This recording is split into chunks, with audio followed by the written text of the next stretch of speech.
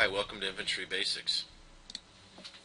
We'll go over the basics of deploying, unloading, loading various infantry troop types.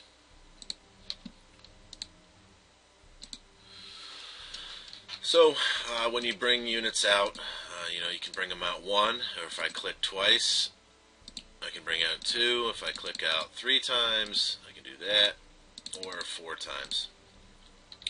Now, you're saying, okay, well, what if I click 5 times? The max deployment for most units is 4. For helicopters, it's 2. So here we go. 1, 2, 3, 4, 5. That's what it'll bring out, a 4 and a 1. Let's see. Let's bring out some helicopter troops. And one more thing I wanted to show you here. Infantry recon. So as we start the battle, now these vehicles act like any other vehicle. When you want them to go somewhere quickly, use that move fast command. If you simply just right click, they'll go directly to that point.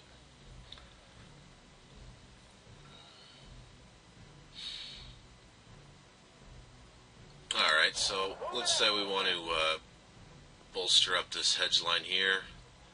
We'll get the transports over to it. And we can hit unload while they're moving. We don't have to wait for that thing to stop. And once you hit unload, everything stops dead in its tracks, so you'll need to manually click the, in this case it's 3 U.S. Marines. So they all act as one unit. 3 indicates that there's 3 units here of 15 apiece. That makes 45. Now, you notice that my cursor right now is a silver. When I move it over anything that will provide cover, it will turn to this aqua blue color, and it'll give me a description. This is dense, hedged farmland. And all 3 Marine units will go over to that. When all 3 of them are finally in place, they will start blinking, meaning that they are not detected by the enemy. Additionally, they themselves will blink with this aqua blue color. Okay, well, let's say I need them further down the battlefield here.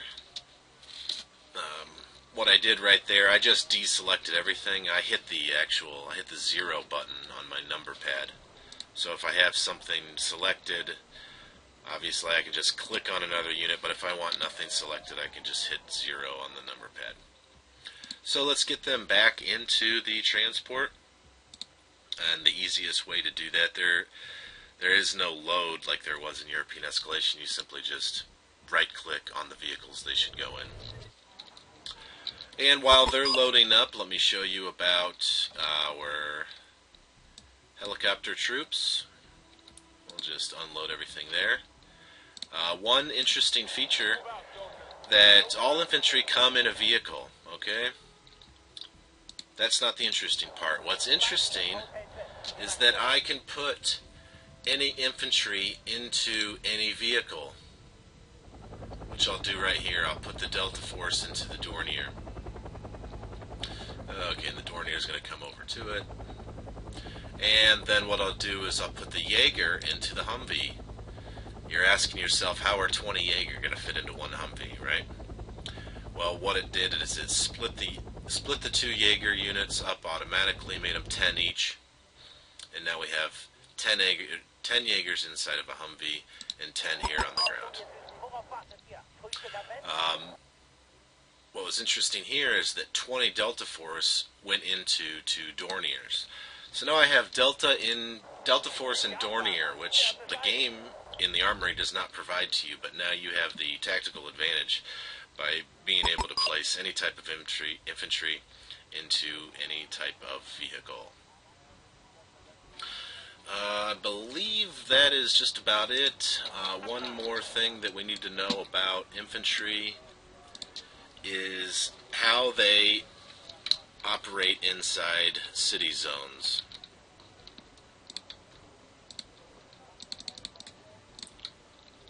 So we'll drive and fly some infantry to various buildings. Now, as I'm going to defend Bravo, the most likely attack will be coming from the top direction here. And it will be coming along this road, so it would be wise for me to own this building right here.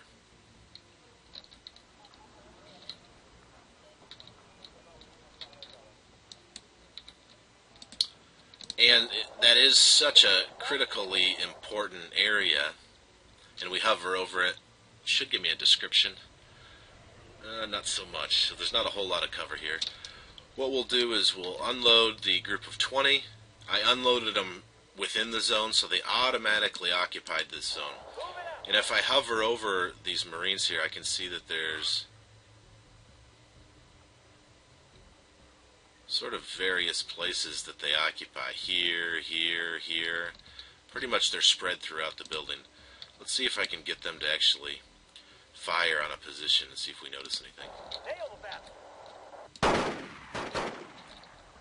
Yeah, there you go.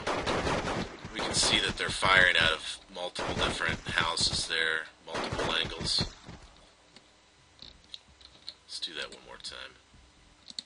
Everyone fight.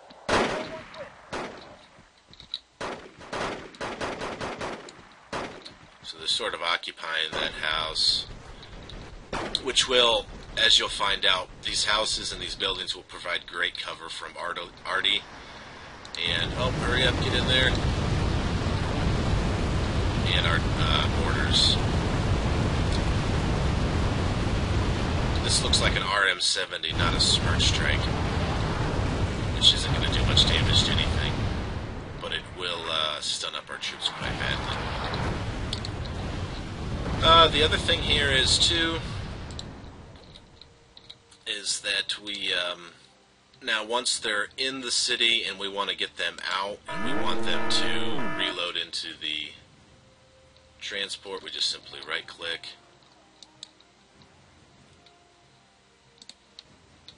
The other thing is here I had these RBS deployed within a zone, outlined by this blue 1, 2, 3, 4, 5, 6-sided shape here. Now if I want them to move to the adjacent one, I click on them, I right-click to the adjacent sector here. Okay. What else is interesting is that if I want these guys to attack a unit and they're in a zone,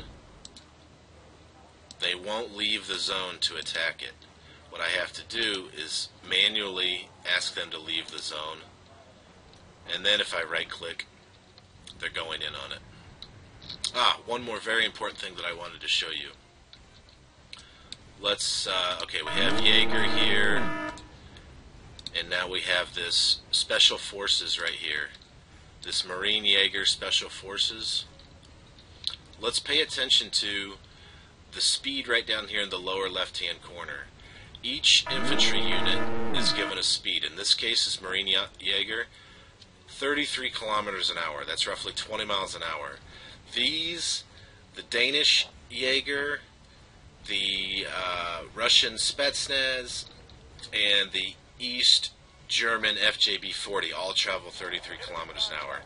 You'll notice, let's look at this Jaeger, the standard infantry. Wow, 18 kilometers an hour. A little over half the speed of our Marine Jaeger here. And then our Delta Force should be at 27. Where's our Delta Force? Jaeger.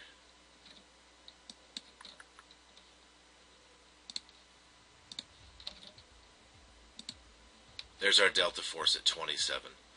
So let's just have a little race here.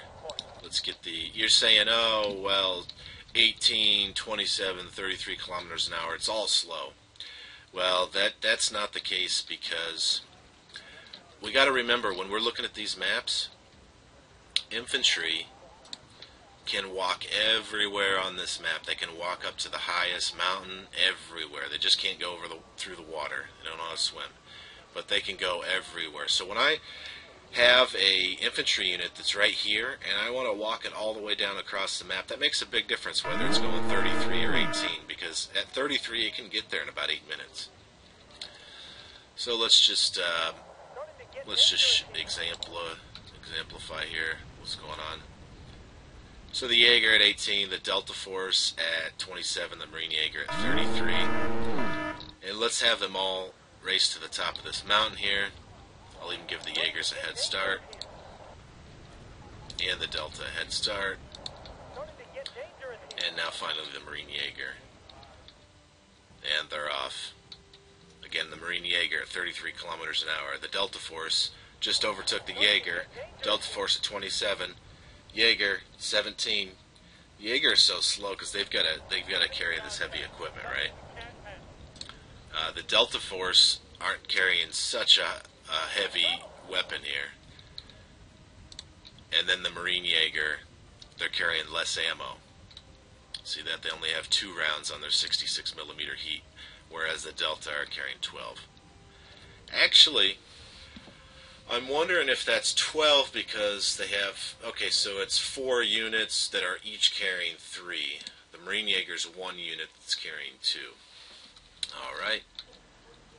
And as you can see, now my Marine Jaeger are safe right now from enemy detection, while my Jaeger are still struggling out in the field. So the speed of your infantry units is critical because you will find more often than not, they will be deployed on the battlefield, and the vehicle that they came in is completely destroyed.